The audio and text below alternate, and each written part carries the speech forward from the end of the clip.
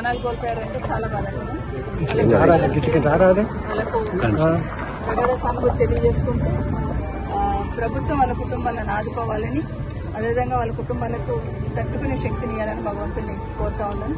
ఈ ప్రభుత్వం కూడా వీళ్ళంత తొందరలో ఈ రోడ్డు పూర్తి చేయాలని కూడా కోరుతున్నాను. మేడం, మొన్నటి వరకు ఎన్జిటి పేరుతో కాలయాపన చేస్తూ వచ్చారు, ఇప్పుడు కేసు కూడా విత్డ్రా అయినట్టుంది ఎన్జిటి. అదే కదా, ఎన్జిటీలో కేసున్నా కూడా ఆలూరులో ఇన్సిడెంట్ జరిగినప్పుడు నేను ఆ రోజు చెప్పాను, ఎక్కడైతే చెట్లు ఉన్నాయో వాటికి రేడియం స్టిక్కర్స్ అతికించండి టర్నింగ్ లో. ఎక్కడైతే రోడ్డు నేరో షోల్డర్స్ అంతా కూడా గ్రావెల్ పోసి సెట్ చేయండి అని కొంతవరకు చేసుకోవచ్చు. ఆ తర్వాత కొన్ని పెట్టిన ఇక్కడ కూడా గ్రావెల్ సెట్ చేసుకోవచ్చు. ఆ తర్వాత మొత్తం గ్రావెల్ కూడా పోయాలి. అసలు యాక్సిడెంట్ స్పాట్ ఎక్కడ, మిర్జగూడ నుండి ఆలూరు వరకు ఉన్న స్పాట్ యాక్సిడెంట్ స్పాట్. అక్కడనే టర్నింగ్ ఉంటుంది, అక్కడనే ఉంటుంది, అక్కడనే వెహికల్స్ తడబడుతుంది.